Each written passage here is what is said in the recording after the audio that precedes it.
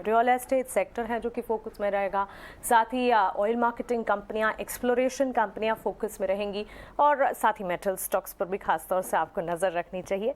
सारी की सारी खबरें त्रिमूर्ति सेगमेंट में जो कि इंपॉर्टेंट है आपके लिए जानना, शरद कोलेट करके हमारे पास लेकर आए। आइए शरद से जुड़ते हैं और उनसे समझते हैं त्रिमूर्ति स्टॉक्स। शरद, आप बताएं। जी बिल्कुल, आप लोग को और ईटी नाउ स्वदेश के सारे दर्शकों को एक हार्दिक शुभकामनाएं होली की है। लेकिन अब थोड़े स्टॉक्स के बारे में बात कर लेते हैं और हमारे त्रिमूर्ति लिस्ट में जो है पहले ग्रुप ऑफ स्टॉक्स आते हैं डील स्पेसिफिक, और यहाँ पे इंडिया बुल्स रियल एस्टेट भी फोकस में रहने वाला है। लेकिन उसके पहले मैं बता दूं डील क्या है। एम्बेसी ऑफिस पार्क सारी आईटी जो है, यहाँ पे उनके प्रमोटर्स ने लगभग 4% स्टेक बेची है बेन कैपिटल को लगभग 1250 करोड़ रुपए में। और इसके एक और फॉरेन बायर है जो है यूनिवर्सिटी ऑफ कैलिफोर्निया। इंपॉर्टेंट बात यह है कि इंडिया बुल्स रियल एस्टेट भी फोकस में रह सकता है क्योंकि जो इनकी सेम प्रमोटर ग्रुप है वो जो है एक्वायर कर चुके हैं और एनसीएलटी की जो मीट है उस पर वो डिसीजन होगा उनके मर्जर को लेके। इसके अलावा जो है मन्नापुरम फाइनेंस में एसबीआई म्यूचुअल फंड ने भी जो है ऑलमोस्ट 48 लाख शेयर्स की एक्विजिशन की है। तो ये तो बात हुई डील स्पेसिफिक। लेकिन दूसरा स्टॉक कौन सा है, ये है अनंतराज, रियल एस्टेट स्पेस से है। लगभग 550 करोड़ रुपए जो एनसीडीज के जरिए जो है जमाने वाले हैं और ये प्राइवेट प्लेसमेंट से जो ये कैपिटल रेज होगा। और इसमें जो है इम्पॉर्टेंट बात यह है कि जो डेटा सेंटर है, डेट रिडक्शन है और आगे जाते हुए डेवलपमेंट प्लान से इसके लिए ये फंड्स जुटाए गए हैं। तो इन स्टॉक को भी ज़रूर फोकस में रखिएगा। तीसरा स्टॉक फोकस में रहेगा इंडिया एनर्जी एक्सचेंज, और यहाँ पे फरवरी मंथ का अपडेट आया है।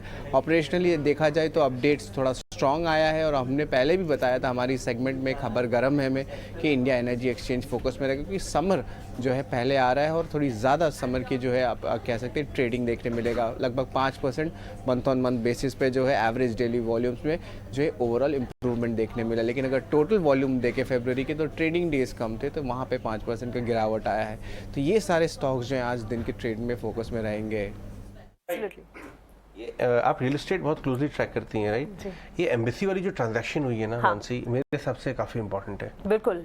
और इनफैक्ट अगर रियल एस्टेट की ही बात करें, नवंबर 2021 के बाद सबसे बेहतरीन हफ्ता पिछला हफ्ता रियल एस्टेट सेक्टर के लिए लास्ट दिखा है। और एम्बेसी के लिए जो आप कह रहे हैं, प्रमोटर यहाँ पर एम्बेसी ग्रुप ने करीब 4% बेन कैपिटल को बेचा है। Like a big name coming in, तो क्लियरली इस पर नजर रखनी होगी। कहानी ये है कि इसमें इस ट्रांजैक्शन की वजह से स्टॉक जो फोकस में होना चाहिए वो इंडिया बुल रियल एस्टेट होना चाहिए।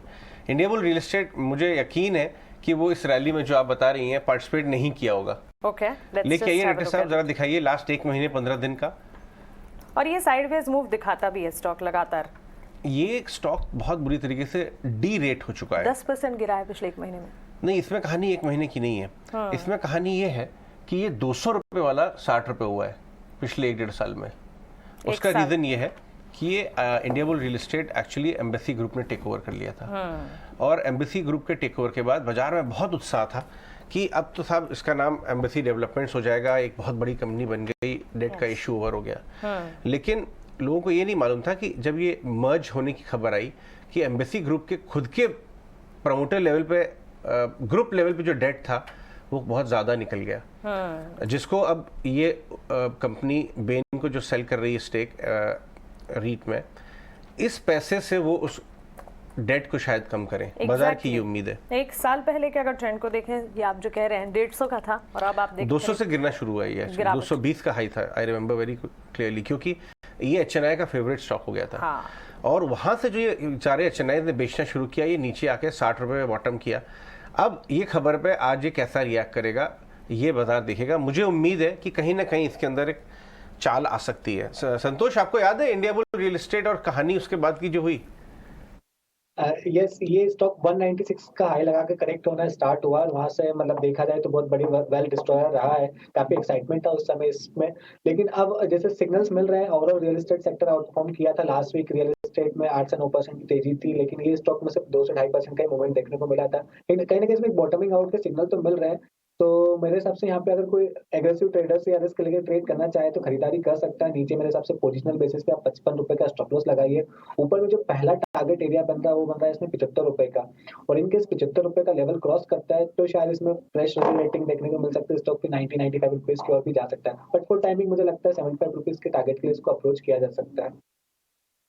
ओके, तो चलिए इस खबर के चलते एम्बेसी ऑफिस पार्क रीच पर तो फोकस रहेगा, लेकिन इसका असर इंडिया बुल्स रियल एस्टेट पर क्या आता है ये आपको ध्यान में रखना होगा। आज बात